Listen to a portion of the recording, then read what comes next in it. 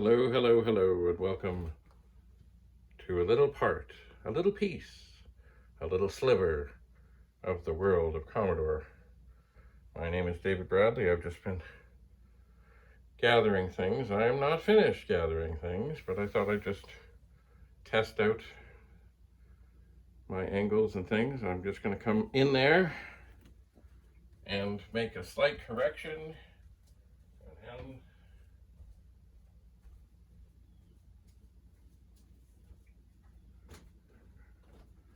and then start talking a little bit. So I just noticed, see, in television and movie things, they set up their shots, they pick their frame, and then they sort of fiddle around. They fiddle around with the frame, with what's in the frame, because all you have to work with is a rectangle. So they pick the frame, and then they set about portraying everything that they would want to have in the frame, just so. And if that means it takes an hour or 2 hours to do the frame, it's almost like an artist's portrait or an artist's painting, to do with lighting or anything. That's what they do. That's why in the TV and movie business, there's a lot of hurry up and wait. So, here we are. I have said I'm working on getting together all the pets. This is not all of them, but I'm getting there. How many more are there? Well, first of all, let's start with how many are there here? There's 4, there's 4, there's 8. So 16. And I didn't really intend to stack them. And you know, in the final portrait and the final thing, things will probably be a little different. I'm not sure how, but I'm getting there. But right now, when I think of how many pets there are left, I know there's 3 more on one of the tables I used to work on. There's a SuperPET. There's a very original pet, the oldest one I have, and I think there's a fat 4032. And then in the basement there's 1, so that's 4. In the garage, and this is going to be near impossible to get, but I will, there's another, so that's 5, 1 that I know of, so that's 5 more. And then in the pool room where I used to shoot, I moved 1, but I can see there's another 2. No, I moved, sorry, there were 3 that I could see. I moved 2 of them. So there's 1 for sure, but also underneath the pool table, there are more. So that's 3, 4, 5, 6.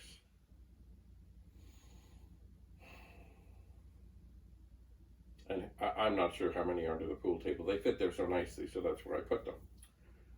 And I think that that's all. Oh, wait. There's an 8296 upstairs. So I think that's the last one up there. I think. Anyway, in this room, now keep in mind, not everything is working, not everything is complete. For example, this old original has no keyboard at the moment, it has no data set, and the board is up on the mantle, and that was the chocolate pet, which if you've been watching you would have seen the chocolate pet and how I've been suffering away with that. But I think I now have all the parts that I can finish the desoldering and put it back together, and from what I could tell, the board works, so it will be fine. Anyway, in here there are 4 chiclet pets, but I have another, so that would be 5. There's many of them that are marked SuperPET, but they don't have the SuperPET boards in them, except the one in the kitchen does. Although I do have a SuperPET board.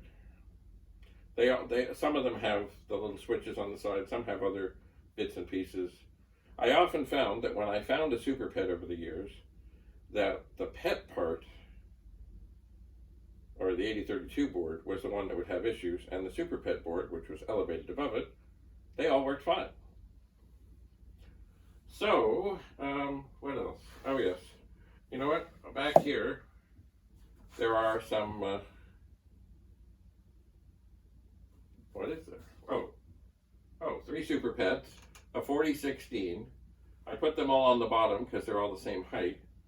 And then, oh, yeah, anyway. You know, out of all of them, the machines, just in terms of the looks, the ones that I don't find as pleasing as others are the 2 up there, which are the 8032s, with the black and black around the screen. I don't know, I just find it doesn't flow. It's not right. But anyway, that's what they did. Yeah. So there may be more in the basement. There may be more in the garage. There may be more here and there. I will find them, and I will put them here, and we will figure it all out. And once I have them all together, then I will do a whole lot of assessing and figure out what's what. And chances are many of them will be finding other homes. And I have contemplated eBay. Well, it doesn't have to be, but really, if you're looking for something, and keep in mind, over the years, these machines have cost me a lot in terms of storage and other things. So I'm not looking to give them away, but I want them to find good homes. And you know what, some of them may be complete and working and wonderful. Others may be good for parts, or to, you know, if you have a SuperPET that was used as a cat box for years, and the case is bad and whatever, you know, anyway, parts are good. Parts are hard to come by. So we'll see how it goes. Oh, look, a Commodore calculator. What other things? Oh, here we have, down here we have a t-shirt from The World of Commodore, put on by the Toronto Pet Users Group in 2015. I think there were supposed to be shirts last year, but I think somehow I heard rumor that maybe the company spelled it Commodore, and they were rejected. What else? Oh, here we have a Commodore scarf that my sister made years ago. The Commodore t-shirt. You know what? I put this old phone here. Let me move out of the way, just because I like old phones.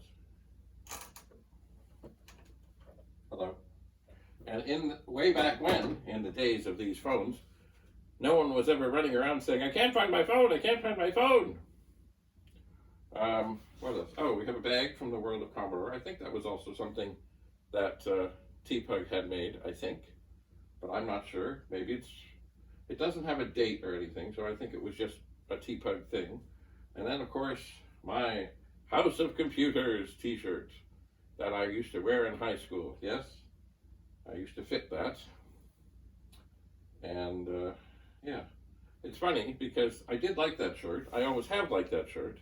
But I really wasn't crazy about House of Computers. I was not. I tended to deal with people like ComSpec and Electronics 2001, and sometimes batteries included, etc., etc., etc. Anyway, so things are happening.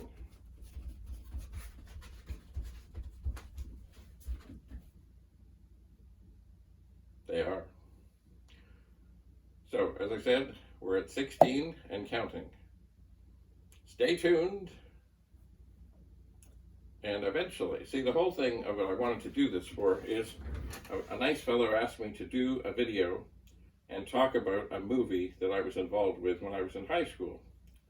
And they used Commodore things, and I did programming for them. And it is available on YouTube, and I think it was called Hide and Seek. It was about a CBC thing, and I was hired to do things. Anyway, I'm not going to talk much about that because that's the whole thing. I wanted to set up this thing, and this would be where I would do the talk about the movie. in this setting, which is kind of similar to a classroom setting, which of course is where some of the movie took place, in a classroom. And it was at my high school, and it was quite an experience. And I think it was a long time until I got back into TV and movie things. But now I've lost track. I should have made a list. I should have been writing them down. But all kinds of shows. The latest that I was on was A Handmaid's Tale, and The Boys, and there's this vampire comedy called Things We Do in the Shadows, something like that, and others. I don't know. I've lost track. Anyway. Oh, wait, there's another.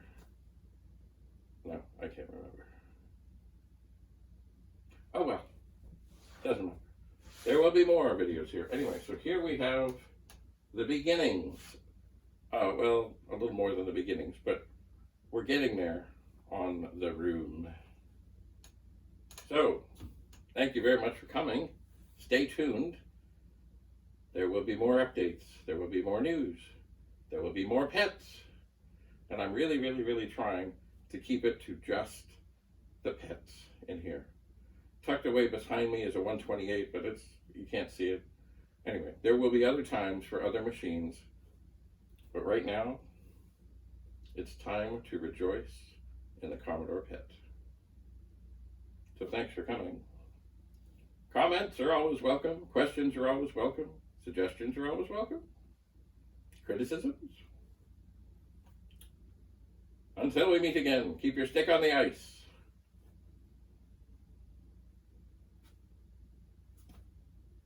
Bye for now.